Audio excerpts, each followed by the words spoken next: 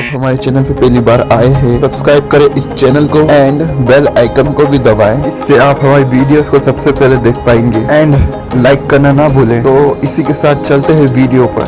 40 million of cultivation chapter 53। ये लियाओ मन में सोच रहा होता है डिमोनिक वायरस से डिमोनिक बीस्ट राइज हुए, फिर उसी के बाद ही ह्यूमंस 40 मिलियन एरा में गए थे एंड वाकई ही रिसर्चर टाइप डरावने होते हैं। फिर लियाओ पूछता है और आखिर फोर्थ टाइप है क्या? देन फिर झेंग डोंग मिंग लियाओ को बताता है फोर्थ टाइप क्रिएटर टाइप है। इनकी कल्टीवेशन पोजेस रहती है, ये एवरेज ही रहते हैं कंप्यूटर एंड स्पीच पावर के मामलों में, और इनके अंदर ग्रेट स्किल मेंटली क्रिएटर की होती है। इस कल्टीवेशन रेलम में जो मोस्ट इम्पोर्टेंट ऑक्यूपेशंस है वो आर्क ऑफिसर की है। वो एल्डर टाइप होते हैं। लियाओ कहता है क्या कहा? क्रिएटर टाइप कल्टीवेटर, जिस पर झेंग डोंग मिंग लियाओ को बताता है लेजेंड्स के अनुसार कहा जाता है बेस्ट क्रिएटर टाइप कल्टीवेटर ने क्रिएट एंड रिफाइन किया गया 3 फीट साइज जितना बड़ा था, और भी कई सारे लेजेंडरी वेपन्स क्रिएट किए, साथ ही जो की था स्टार क्रशर एंड उसका एक सिंगल शॉट की कॉन्टिनेंस को डिस्ट्रॉय करने के लिए काफी है। फिर झेंग डोंग मिंग कहता है हाँ तो हम कहाँ थे? हाँ, फिफ्थ टाइप कल्टीवेटर जो कि आर्टिस्ट टाइप कल्टीवेटर होते हैं। इन लोगों को कहा जाता है मिस्टीरियस साइकोलॉजिकल, क्योंकि ये अक्सर लोगों को भ्रमित करते हैं। इन आर्टिस्ट टाइप कल्टीवेटर्स में अलग ही चार्म होती है क्योंकि ये चार्म का यूज करते हैं। देन और अभी तक आर्टिस्ट टाइप कल्टीवेटर एक मिस्ट्री ग्रुप है।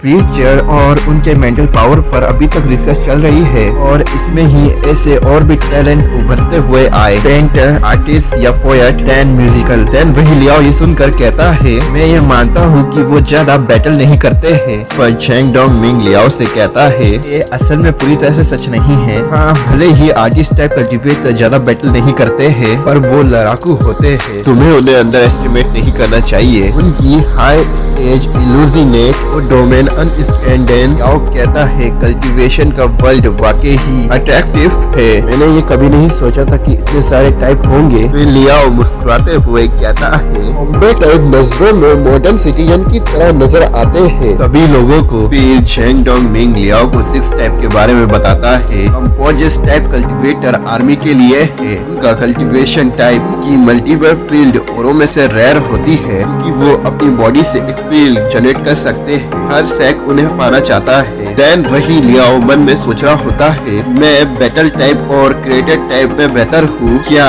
ये मुझे काबिल बनाता है? मैं ये क्या सोच रहा हूँ? मुझे अभी फिलहाल एक्सट्रीम चैलेंज के लिए फोकस करना चाहिए। फिर तभी एयरशिप को झटके लगने लगते हैं। वही लियाओ ये महसूस करता हुआ कहता है कि ये सब क्या हो रहा है। देन हमें दिखाते हैं फिर इसी के साथ उनकी airship 571 zone scary dragon island पर पहुंच आते हैं। देन फिर हमें वही एक एयर बैटल शिप को दिखाया जाता है। वो काफी बड़ी और काफी स्ट्रॉन्ग होती है। जी कॉस स्टेज के कल्टीवेटर वहाँ अपना काम करते थे और ऐसे और भी लोग के नीचे अपना वर्क करते थे। पर आज के दिन में one battle ship history museum की तरह नजर आती है। 500 ईयर पहले योन युवान बैटल शिप इलेक्ट्रिक पावर में न्यू फॉर्म था। वेडर लूमोस की बनाने में सभी कल्टीवेटर्स को काफी मेहनत करनी पड़ी थी। ये युवान 5 ईयर पहले तो फेमस सी वॉर में थे। आर्मी के फॉर्म में स्केरी डीमन एम्पायर और ब्रूटल बैटल बन चुकी थी। फार एस लियो युवान ने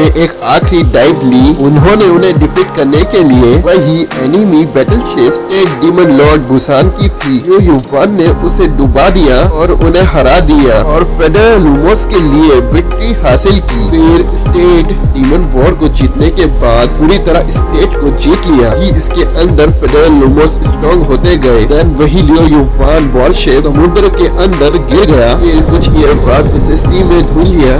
फिर उसे समुद्र में से बाहर निकाला गया।